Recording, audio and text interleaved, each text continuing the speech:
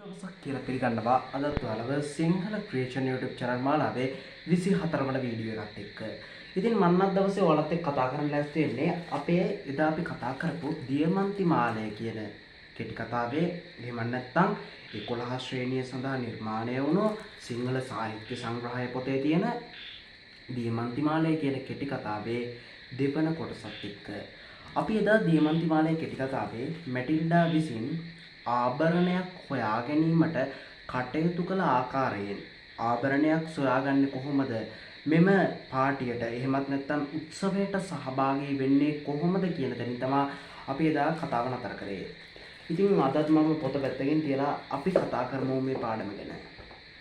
ඉතින් Tamanta ආභරණය ලබා ගැනීමට අවස්ථාවක් නැති වූ නිසා එදත් මම කිව්වා ලොයිසල් මහත්මයා විසින් මේ මැටිල්ඩට අවශ්‍ය ආභරණයක් ලබා දීමට හැකියාවක් නොතිබූ නිසා ඔහු කියනවා මැටිල්ඩා ඔයාගේ හොඳම යාළුවෙක් නේද ෆොරෙස්ටිය මෙනවිය. එයාගෙන් ගිහිල්ලා ආභරණයක් ඉල්ල ගන්න බැයිද කියලා අහනවා. එතකොට තමයි මැටිල්ඩට මතක් වෙන්නේ ඌ නේද එයාගෙන් මගේ හොඳම යාළුවෝ. ඒ දෙන්නම හොඳම යාළුවෝ. වෙනසකට තියෙන්නේ මැටිල්ඩා ෆොරෙස්ටියර් මෙනවියට වඩා ටිකක් දුප්පත්. එච්චරමයි වෙනසකට තියෙන්නේ දෙන්නගේ හොඳම යාළුවෝ දෙන්නම එක වගේ ලස්සනයි.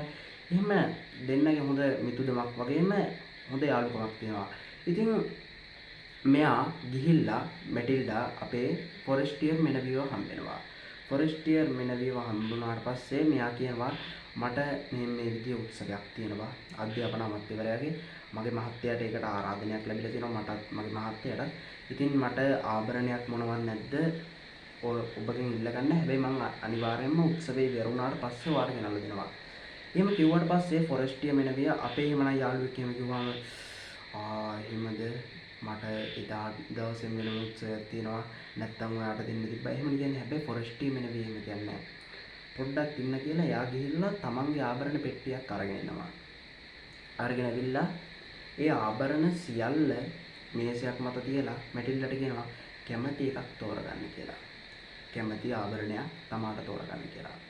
ඉතින් තමාට කැමති ආභරණයක් තෝරගන්න කිව්වම මැටිල්ඩ අපේ මුලින්ම වලලු ටිකක් ගන්නවා ඊට පස්සේ රන් මාලයක් ගන්නවා. ඔහොම ගිහිල්ලා එක්වරම ඇකේ නෙත ගැටෙනවා දියමන්ති මාලයක් වෙතට. ඒක හැබැයි මෙයා දන්නේ බොරු දියමන්ති මාලයක්. අපි නැත්තම් කියනවා ඉමිටේෂන් කියලා. එහෙම මෙයා දන්නේ මෙයා හිතන්නේ ඇත්තම දියමන්ති මාලයක්. මෙයා ඇත්තම දියමන්ති මාලයක් කියලා හිතලා මෙයා කියනවා වෙන කිසිම ආභරණයක් එපා මට මේක විතරක් දෙන්න. වෙන කිසිම ආභරණයක් එපා මට මේක විතරක් දෙන්න කියලා කියනවා. ඉතින් එහෙම කිව්වට පස්සේ ෆොරෙස්ටියර් මෙනවිය කියනවා අනේ ඕකත් ඒ හැටි දෙයක්ද?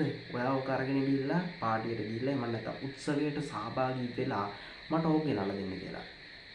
ඉතින් අපේ මැටිල්ඩා ඉතාමත් සතුටෙන් ඉමහත් ප්‍රීතියෙන් මේක අරගෙන ගෙදරට එනවා. මෙයා මේක අරගෙන ගෙදරට ආවට පස්සේ එයා දැන් තමාගේ උත්සව කරක් සහිත ගවුමක් තමයි අරන් තියෙන්නේ. චාම් පහේ තවමක් ගන්න කියලානේ අපේ ආදරණීය ස්වයං පුරුෂ වෙච්ච ලොයිසල් මහත්මයා කියන්නේ මැටිල්ඩාගේ මහත්මයා. ලොයිසල් මහත්මියනේ අත්ත කතාව මැටිල්ඩාගේ නම ලොයිසල් මහත්මිය. ඉතින් මෙයා කියනවා එහෙම කියලා දැන් මෙයා උත්සවයේ දවස උදා වෙනවා. දැන් දින ගෙවිලා ගිහිල්ලා දින 3-4කට කලින් තමයි මාළේ අරගෙන ඉන්නේ. දින ගෙවිලා ගිහිල්ලා උත්සවයේ දවස උදා වෙනවා. ඉතින් උත්සවයේ දවස උදා වුණාට පස්සේ මැටිල්ඩා අනිකුත් කාන්තාවන් අභිභවා ඉමහත් රූමත් භාවයකින් ඒ කියන්නේ ගොඩක් ලස්සනට ඇඳ පැළඳගෙන දියමන්ති මාලය ගෙලෙහි පළඳගෙන කියන්නේ බෙල්ලේ ඔහොම එල්ලගෙන උර ප්‍රදේශයට මේ ප්‍රදේශයට වැටෙනකන් බෙල්ලේ පළඳගෙන හරි ලස්සනට එයා ඒක ඇඳගෙන එන අපි කියන්නේ සාමාන්‍ය උජාරුවෙන් නැත්නම් උඩඟුකමකින් ටිකක් පොඩි යා නිකන් සතුට වැඩිකමට ඇති වෙච්ච උජාරු ස්වභාවයකින් එයා යනවා. මේ පාටියට ගිහිල්ලා අනිත් අයත් එක්ක සතුටු වෙලා සාමිච්චය දෙනවා කනව බොනවා ඊට පස්සේ බ්‍රහ්මණ නර්තනයක යෙදෙනවා අධ්‍යාපන අමාත්‍යවරයාගේ පවා ආකර්ෂණය ඇවිත් ලබා ගැනීමට ඇය සමත් වෙනවා. ඒ තරම්ම රූමත් කාන්තාවක් තමයි මේ අපි කතා කරන මැටිල්ඩා ලොයිසල් කියන්නේ. මේ පාටිය ඉවර වෙනකන් මේ කාන්තාවට විනෝද වෙන්න දීලා තමාගේ ස්වයං පුරුෂ වෙච්ච ලොයිසල් මහත්මයා ආදරණීය පුරුෂයා එයා ගිහිල්ලා වෙනම එයා හා සම ඒ කියන්නේ යාලා හා සමාන වෙනම ඒ වගේම ලිපිකරුවන් පිරිසක් සමග එයා රාත්‍රිය ගත කරනවා. පොඩි කාමරයකට වෙලා රාත්‍රිය ගත කරනවා. ඉතින් රාත්‍රිය ගත කරලා ඉවර වෙලා මෙයා පාන්දර 4ට විතර තමයි පාටි එක ඉවර වෙන්නේ. එහෙම නැත්නම් උත්සවය නිමා වෙන්නේ. උත්සවය නිමා වුණාට පස්සේ මෙයා ටිකක් වෙලා ඉඳලා ලොයිසල් මහත්මිය එනවා. ඒ කියන්නේ අපේ මැටිල්ඩා එළියට එනවා. එළියට ආවට පස්සේ ලොයිසල් මහත්මිය ඒ වෙද්දි අවදි වෙලා ඇවිල්ලා ඉවරයි. එයා ඇවිල්ලා ඉක්මනටම කරන්නේ අවට පරිසරයේ සීතල තම ආදරණීය බිරිඳ එහෙම නැත්නම් මැටිල්ඩාව ආරක්ෂා කරගන්න මෙයා තමාගේ බ්ලැන්කට්ටුවක් කියන්නේ සීතලට පොරව ගන්න ඔයාලා කියන්නේ බෙඩ් ෂීට් එකක් කියලා. අන්න ඒ වගේ දෙයක් තමයි බ්ලැන්කට් එකක් කියන්නේ. ඒක අරගෙන මැටිල්ඩාව උතනවා. මැටිල්ඩාව ආවරණය කරාට පස්සේ මැටිල්ඩට නිකන් ඒකේ තමා දැන් ඇඳගෙන ඉන්න ඇඳුමේ වෙනස හොඳට පේනවා. දුප්පත්කමේ සංකේත අර බ්ලැන්කට්ටුවෙන් ඉස්මතු වෙලා පේනවා. දුප්පත්කමේ සංකේත. ඒ නිසා මැටිල්ඩ ටක් ගාලා දුවගෙන යන්න හදනවා මෙතනින් අයින් වෙන්න. ඒකට මෙයා කියනවා දුවන්න එපා මේ වෙලාවේ පින්න ඉස්සරයි. ඒකින්ද කුලී රතයක් අරගෙන යන්න කියලා.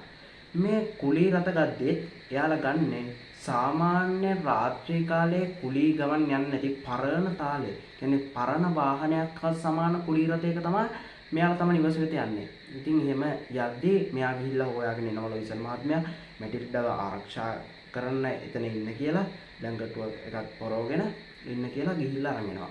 ඉතින් ඇවිල්ලා මෙයා ගෙදර ආවට පස්සේ මැටිල්ඩට දැන් අපි වුණත් කොහේ හරි අලුත් දෙයක් ගෙනාවොත් ගෙදරට ආවගාම කරන්නේ මොකක්ද? ඒක බලනවා. අපි මොකක් හරි දෙයක් ගත්තොත් හරි ආයෙ ගෙදරට ආවම ආයෙ ඒක බලනවානේ. ඒ වගේ තමයි දැන් මැටිල්ඩත් තමා මේ ඇඳන් ගිය ඇඳුමයි දීමන්ති මාලේ අවසාන වතාවට දැන් ඒක ඊට පස්සේ නිදා ගන්න යනවානේ. ඊට කලින් අවසාන වතාවට ඒක බලන්න කියලා වීදුරුව අභියසට ගිහිල්ලා බ්ලැන්කට් එක ඉවත් කරද්දිම එයා දකින දෙයින් එයා කම්පණයටපත් වෙනවා. ඊට පස්සේ ලොයිසල් මහත්මයා ටක් ගාලා ඇවිල්ලා අහනවා ඇයි මොකද දීමන්ති මාලේ නැති වෙලානේ. ඊට පස්සේ ලොයිසල් මහත්මයා කම්පණයටපත් වෙනවා. හැබැයි ඔහු ඒවලේ සාමාන්‍යයෙන් අපේ වර්තමාන සමාජය ගත්තාම ඊටම ගැටුම්කාරී තත්ත්වයක් මේ වෙලාවේ දිතු වෙන්නේ. හැබැයි ලොයිසල් මහත්මයා ගැටුම්කාරී නොවන අයුරින් හැසිරෙනවා එතනදී. කිසිදු ගැටලුවක් ඇති නොවන විදිහට එයා ඉමහත් ඒ කියන්නේ ඉවසීමකින් කටයුතු කරනවා.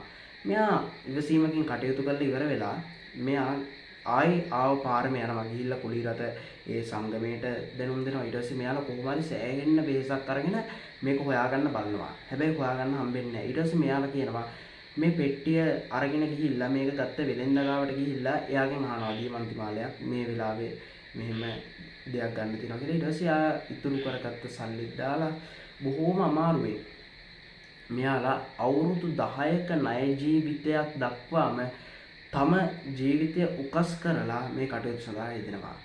ඒ වෙද්දී මැටිල්ඩාගේ අර කලින් තිබ්බ අපි කියන්නේ අදිමාන තත්ත්වේ නැති වෙලා එයා සාමාන්‍ය ගෙදරක වසන කාන්තාවක් හා සම වෙනවා. තමන්ට මේ ඇති වූ දෙයින් තම ස්වාමියා සහ බිරිඳ කියන දෙන්න අර අපි කියන්නේ සමාජ තත්ත්වය අවබෝධ කරගෙන සමාජෙත් එක්ක ජීවත් වෙනවා. ඒ ගානටමපත් වෙනවා. ඉතින් මැටිල්ඩා තමාගේ රෝසනිය ගෙවි යනතුරු ඒ උපමා බලන්න තමාගේ රෝසනිය ගෙවි යනතුරු බලන් සෝදනවා. ඒ මදිවට කඩවල් ගානේ ව්‍යාපාරිකයන් එක්ක රණ්ඩු වෙවි බඩු කේවල් කරමින් බඩු මිලදී ගන්නවා. ඒ මොකද සෑම සතයක්ම ඉතිරි කිරීමේ අරමුණින් සෑම රුපියලක්ම ඉතිරි කිරීමේ අරමුණින් ඒකට මොන තරම් වෙහසක් අරගෙන නැත.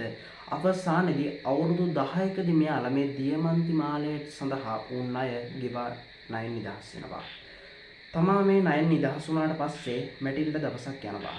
පාරේ ඇවිදගෙන යනවා. උද්‍යාන වීදියේක යද්දී මෙයා දකිනවා තමාගේ ආදරණීය මිතුරිය ෆොරෙස්ටිය මෙනවිය. මේ ෆොරෙස්ටිය මෙනවියව දැක්ක මෙයා එකපාරටම කතා කරන්න යන්න ඕනද කියලා ටිකක් හිතලා බලනවා. හිතලා බලලා කියනවා ඔව් මොන දේ වුණත් මං එයාට වෙච්ච දේ කියන්න ඕන කියලා මෙයා ගිහිල්ලා සුබ උදෑසනක් වේවා ජින්. දැන් මෙයා මං කිව්වා කුලී ගෙදරක වසන කාන්තාවක් හාම සමානයි. අර දර දිය ඇදලා ඒ කියන්නේ ගොඩක් මෙහෙස මහන්සි වෙලා කටයුතු කරන කාන්තාවක් නිසා මෙයාගේ ඉස්සර තිබ්බ රූමත් ගතිය දැන් නැහැ.